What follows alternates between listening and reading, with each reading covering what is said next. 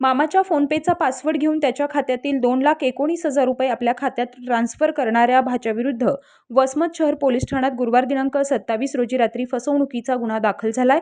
पोलिसांनी त्याचा शोध सुरू केलाय. हिंगोली तालुक्यातील मौजा येथील महेंद्र बर्डे हे ऊस टोळीसाठी मुकादम म्हणून काम करतात. मागील काही वर्षांपासून ते साखर कारखान्यांना ऊसतोड मजूर पुरवतात. त्यासाठी मजुरांना लागणारी अमानत रक्कम ते स्वतःच्या जवळचे देतात. त्यांच्यासोबत त्यांचा भाचा संजय कैलास कांबळे वय वर्ष 32 राहणार वसमत हा देखील ऊसतोडीचं काम करतो. दरम्यान दरवेळी मजुरांनी पैशाची मागणी केल्यानंतर त्यांना तातडीनं पैसे देता यावे यासाठी महेंद्र यांनी त्यांच्या मोबाईलमध्ये फोनपे घेतला. त्यावरूनच ते मजुरांना गरज लागेल त्यावेळी पैसे देतात. मागील 8 दिवसांपासून महेंद्र आणि त्यांचा भाचा संजय हे वसमत येथे राहण्यासाठी आले होते. दिनांक 20 रोजी रात्री संजय यानं त्याचा मामा महेंद्र यांच्याकडे 2,000 रुपयांची मागणी केली. यावेळी त्याला पासवर्ड माहिती असल्यानं महेंद्र यांनी फोनपेवरून घे असं सांगितलं. मात्र संजय याने फोनपेवरून सुरुवातीला 1,00,000 रुपयांची रक्कम त्यांच्या बँक खात्यात ट्रान्सफर करून घेतली.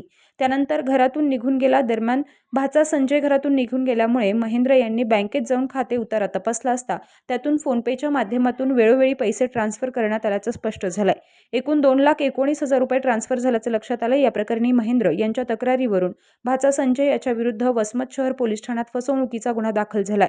पोलिसांनी बेपत्ता संजय याचा शोध सुरू केलाय.